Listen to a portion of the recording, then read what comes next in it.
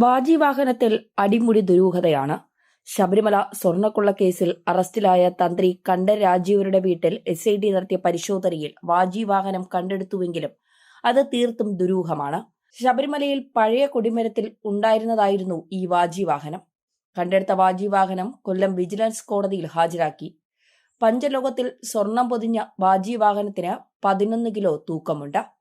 ശബരിമലയിൽ പഴയ കൊടിമരം സ്വർണം പൂശി. ഈ സമയത്താണ് വാജി വാഹനം പോയത്. ഇത് ആദ്യം റിപ്പോർട്ട് ചെയ്ത് പുറത്തു വന്നപ്പോഴാണ് ഇതിനെക്കുറിച്ചുള്ള അന്വേഷണം SIT തുടങ്ങിയത്. അന്ന് ഈ വാജി വാഹനം ഹൈദരാബാദിലായിരുന്നു. അവിടെ നിന്ന് തന്ത്രിയുടെ വീട്ടിലെത്തിയെന്നാണ് സൂചന. ഇക്കാര്യം തന്ത്രി സമ്മതിച്ചിട്ടില്ല. അതുകൊണ്ട് തന്നെ വാജി വാഹനം കൊണ്ടുപോയത് തന്ത്രിക്ക് കുരുക്കായി മാറും.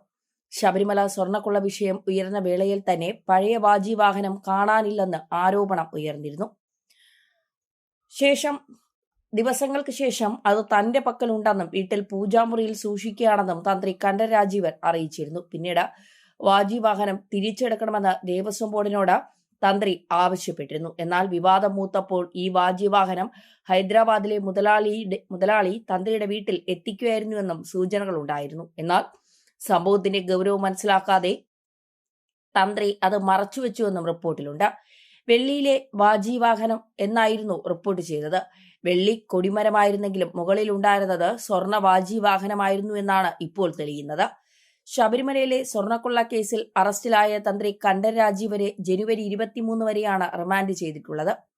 ദ്വാരപാലക ശില്പത്തിലെ സ്വർണം കവർന്ന കേസിലും കണ്ഠര് രാജീവരെ അറസ്റ്റ് ചെയ്യാൻ SIT ചൊവ്വാഴ്ച കോടതി അനുമതി നൽകിയിരുന്നു. വാജി വാഹനം തന്റെ കൈവശമുണ്ടെന്ന് പറഞ്ഞ് തന്ത്രി എഴുതിയ കത്ത് വലിയ കുരുക്കായി മാറും. ഈ കത്ത് സ്ഥിരീകരിക്കുന്നതും മോഷണ സമാനമായ സംഭവമാണ്. തിരുവിതാംകൂർ ദേവസ്വം ബോർഡ് വാജി വാഹനത്തിലെ കൊണ്ടുപോകൽ അറിഞ്ഞിരുന്നില്ല. അതുകൊണ്ട് തന്നെ തന്ത്രിക്ക് ഈ വിഷയം പ്രതിസന്ധിയായി മാറും. 2025 ഒക്ടോബർ 3 ഇതുമായി ബന്ധപ്പെട്ട വിവരങ്ങൾ പുറത്തുവന്നത്. ശബരിമല അയ്യപ്പ സന്നിധിയിൽ 8 വർഷം മുൻപ് സ്വർണ്ണക്കൊടിമരവും അയ്യപ്പ വാഹനമായ കുതിരയുടെ രൂപവും സ്ഥാപിച്ചപ്പോൾ മുൻപുണ്ടായിരുന്ന കുതിര രൂപം മാറ്റിയതായി സംശയം. 10 കിലോയോളം തങ്കം ഉപയോഗിച്ചാണ് സ്വർണ്ണക്കൊടിമരം പുതുക്കി നിർമ്മിച്ചിരുന്നത്. ഹൈദരാബാദ് ആസ്ഥാനമായ സ്വകാര്യ കമ്പനിക്ക് പുതിയ സ്വർണ്ണക്കൊടിമരം നിർമ്മിക്കാനുള്ള സ്പോൺസർഷിപ്പ് നൽകിയതിലും ക്രമക്കേട് നടന്നതായാണ് ആരോപണം ഉയർന്നത്. പുതിയ സ്വർണ്ണക്കൊടിമരം സ്ഥാപിച്ച് 2 മാസത്തിനുള്ളിൽ അതിൽ മെർക്കുറി ഒഴിച്ച് നശിപ്പിച്ചതായും കണ്ടെത്തിയിരുന്നു. വാജി വാഹനം എന്നാൽ ഒരു ദേവതയുടെ വാഹനമായി ഉപയോഗിക്കുന്ന മൃഗത്തെയാണ് കുറിക്കുന്നത്. വാജി എന്ന വാക്കിന് വാഹനം എന്ന അർത്ഥത്തിൽ ഉപയോഗിക്കുന്നു. ഉദാഹരണത്തിന് ശാസ്താവിന്റെ വാഹനം കുതിരയാണ്. അതിനെ ശാസ്താവിന്റെ വാജി എന്ന് പറയാം. കൊടിമരത്തിൽ കാണുന്ന ജീവിയുടെ രൂപം ദേവതയുടെ വാഹനം എന്താണെന്ന് മനസ്സിലാക്കാൻ സഹായിക്കും. അതായത് ശബരിമലയിലെ പഴയ കൊടിമരത്തിലെ വാജിയെ കാണാനില്ല എന്നാണ് സൂചന. വെള്ളിയിലാണ് ഇത് പണിഞ്ഞിരുന്നത്. കുതിരയ്ക്കും വാജി എന്നും അർത്ഥമുണ്ട്.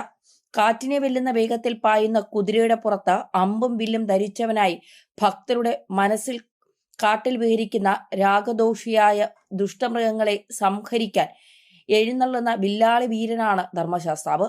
ദേവന്റെ അല്ലെങ്കിൽ ദേവിയുടെ സ്വരൂപം ഏതിലൂടെ ഭക്തർക്ക് സ്പഷ്ടമാകുന്നുവോ അതിനെ പ്രതികരിക്കുന്നതാണ് വാഹനം.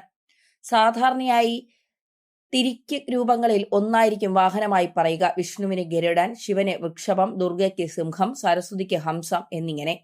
അയ്യപ്പനെ ഭക്തമനസ്സുകളിൽ പ്രതിഷ്ഠിക്കപ്പെട്ടിരിക്കുന്നത് പുലിവാഹനായിട്ടാണ്. എന്നാൽ തന്ത്രശാസ്ത്രങ്ങളിൽ ശാസ്താവിന്റെ വാഹനമായി പറയുന്നത് കുതിരയാണ്.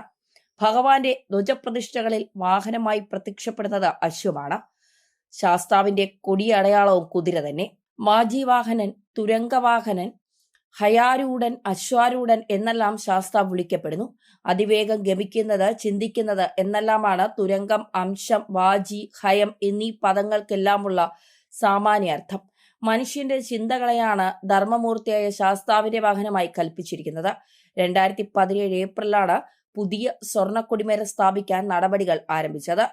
10 കിലോയോളം തങ്കം ഉപയോഗിച്ച 3.5 കോടി രൂപ ചെലവിട്ടാണ് സ്വർണ്ണക്കൊടിമരം നിർമ്മിച്ചത്.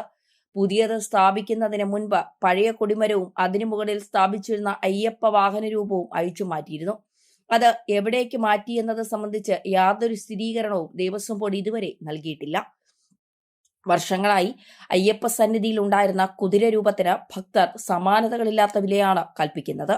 അതുകൊണ്ടാണ് സ്വർണ്ണപ്പാളികളുടെ വിഷയം വിവാദ സാഹചര്യത്തിൽ പഴയ കൊടിമരവും കുതിരരൂപവും ചർച്ചയായത്. പുതിയ കൊടിമരം സ്ഥാപിക്കാൻ ഹൈദരാബാദ് ആസ്ഥാനമായ കമ്പനിക്ക് സ്പോൺസർഷിപ്പ് നൽകിയത് സംബന്ധിച്ചും ദുരൂഹതയുണ്ട്. ഒരു പുതിയ കമ്പനിക്ക് ഫിനിക്സ് പക്ഷിയെപ്പോലെ പറന്നുയരാൻ സഹായം നൽകിയത് ആരാണെന്ന കാര്യത്തിലാണ് ദുരൂഹത. കൊടിമരം സ്ഥാപിക്കുന്നതിനായി ദേവസ്വം ബോർഡ് പ്രത്യേകമായി തുറന്ന അക്കൗണ്ടിൽ മുഴുവൻ പണവും മുൻകൂറായി നിക്ഷേപിച്ചാണ് കമ്പനി നിർമ്മാണ ജോലികൾ ആരംഭിച്ചത്. പഴയ കൊടിമരത്തിന് മുകളിൽ സ്ഥാപിച്ച വാജി വെള്ളിയിൽ ആയിരുന്നു. പുതിയ കൊടിമരത്തിൽ സ്വർണം പൂശിയ വാജിയാണുള്ളത്.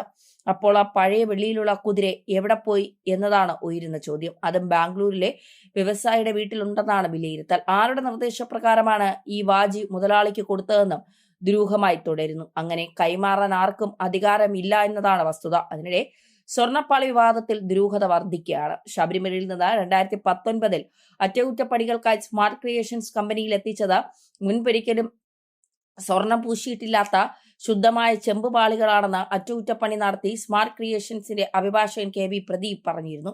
ഒരിക്കൽ സ്വർണം പൂശിയ ലോഹങ്ങൾ തങ്ങൾ സ്വീകരിക്കാറില്ലെന്നും അഭിഭാഷകൻ പറഞ്ഞു. കേരളത്തിന് പുറത്തുള്ള ധനികരായ അയ്യപ്പ ഭക്തരെ ഉണ്ണികൃഷ്ണൻ പോറ്റി ചൂഷണം ചെയ്തതായും വിജിലൻസിന് വിവരം ലഭിച്ചിട്ടുണ്ടായിരുന്നു. സന്നിധാനത്ത് വില കൂടിയ ഒരു സമർപ്പണം നടത്താൻ 5ഓളം പേരിൽ നിന്ന് ഇയാൾ പണം വാങ്ങിച്ചിരുന്നു. പ്രദീപിന്റെ വെളിപ്പെടുത്തലിലൂടെ ശബരിമലയിലെ ദ്വാരപാലക ശില്പങ്ങളുടെ പാളികൾ സംബന്ധിച്ച ദുരൂഹത ഏറുന്നു. 98 വിജയ് മല്യ ശില്പങ്ങളിൽ സ്വർണം പതിച്ച രേഖകൾ എല്ലാം ദേവസ്വം വിജിലൻസ് കണ്ടെത്തിയിരുന്നു.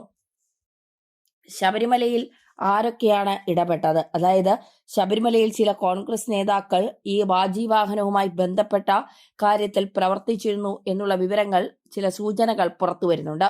തന്ത്രിയുടെ മകന്റെ കല്യാണത്തിന് പോയ ചില കോൺഗ്രസ് നേതാക്കൾ, അവരുടെയൊക്കെ ചിത്രങ്ങളടക്കം ഇപ്പോൾ പുറത്തു വന്നിട്ടുണ്ട്. തന്ത്രി ഒരു പാലം മാത്രമാണ്. ആ പാലത്തിനുള്ളിലേക്ക് കടന്നുപോയവർ കോൺഗ്രസ് നേതാക്കളും BJP നേതാക്കളും അടക്കമുണ്ടാകാം. പ്രത്യേകിച്ച് തന്ത്രിയുടെ ഭാര്യ BJP നേതാവുമായി അടുത്ത ബന്ധമുള്ള ആളാണ്.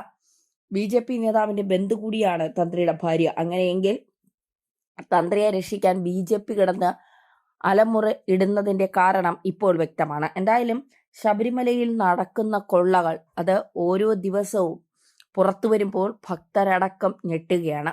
അയ്യപ്പനെ വരെ മറിച്ചു വിൽക്കാൻ, അല്ലെങ്കിൽ അയ്യപ്പനെ വരെ വിൽത്തി ജീവിക്കാൻ ഇവർക്ക് എങ്ങനെയാണ് കഴിയുന്നത് എന്നുള്ളത്. കോടതി ചോദിച്ചതുപോലെ മനുഷ്യനെ ജീവിക്കാൻ അനുവദിക്കാത്തതുപോലെ ദൈവങ്ങളെയും ജീവിക്കാൻ അനുവദിക്കാത്ത തരത്തിലേക്ക് നമ്മുടെ നിയമ സംവിധാനങ്ങൾ മാറിയോ എന്നുള്ളതാണ്. ശബരിമലയിൽ നമ്മൾ കാണാത്തതും കേൾക്കാത്തതുമായ ഒരുപാട് നേതാക്കൾ ഇതിൽ ഉൾപ്പെട്ടിട്ടുണ്ട്. BJPയുടെ ചില നേതാക്കൾക്ക് ഇതിൽ പങ്കുണ്ട് എന്ന സൂചനകൾ വരുന്നു. കോൺഗ്രസിലെ ചില നേതാക്കൾക്ക്, പ്രധാനപ്പെട്ട ചില നേതാക്കൾക്ക് പങ്കുണ്ടെന്ന വിവരങ്ങൾ പുറത്തു വരുന്നു. അതുകൊണ്ട് തന്നെയാണ് കോൺഗ്രസും BJPയും ഇക്കാര്യത്തിൽ മൗനം പാലിക്കുന്നത്. സംസ്ഥാന സർക്കാരിനെതിരെ എന്തെങ്കിലും ശബ്ദിച്ചാൽ ഫോട്ടോ അടക്കം പുറത്തു വരും എന്നുള്ള ഭയമാണ് BJPയെയും ഇതിൽ നിന്ന് പിന്തിരിപ്പിക്കുന്നത്.